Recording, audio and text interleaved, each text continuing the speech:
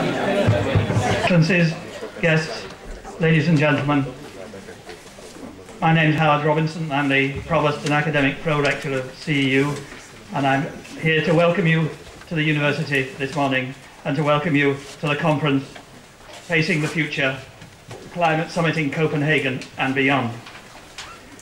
As you know, Central European University is very strong both in its concerns for and in its academic work on climate change, its problems and how to cope with them.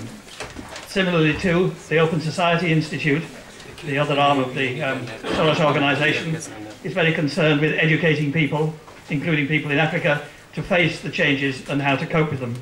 So this issue is something that's very dear to this university, and we are represented here primarily by Professor Ugo Porsatz, whose work on this has gained a share in the Nobel Prize for her and her team. I'm happy to welcome too the Swedish ambassador and the Secretary General of the Hungarian Academy of Sciences, who are going to speak after me. This represents part of the, if you like, integration of the Central European University into the international and the local academic community. The ambassador was at the inauguration of our president yesterday, and we were using the hall of the Academy last week for George Soros's lectures, which were sent worldwide. So welcome to you all. And one little final comment. I found in the Financial Times, like many people, I thought the issue about global warming had been settled.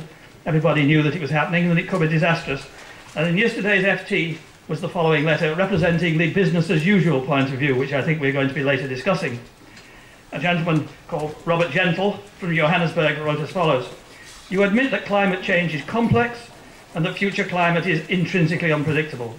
Yet you still make the case for investing hundreds of billions of dollars to ensure against the possible destruction of industrial civilization!" Exclamation mark. A cursory look at the big scare stories of the past 40 years, global cooling, I haven't heard of that one, the energy crisis, the population time bomb, the hole in the ozone layer, and so on, which he clearly thinks have passed away without any trouble, illustrates just how wrong consensus scientific opinion often is, especially when it's allied with politics. Even if man-made global warming is to be as serious as you make it out to be, history suggests that it will almost certainly be invalidated by the normal technological paradigm shifts that mark the evolution of mankind. Climate Armageddon, I for one am not losing any sleep over it. So there are still people of some influence, that at least can get themselves into major newspapers, who think it's all a fuss about nothing. I hope to discover later this morning whether there's any grain of truth in that extremely optimistic position or not. So first, it's my job, my very pleasant job, to introduce Her Excellency, the Ambassador of Sweden, Cecilia Werner.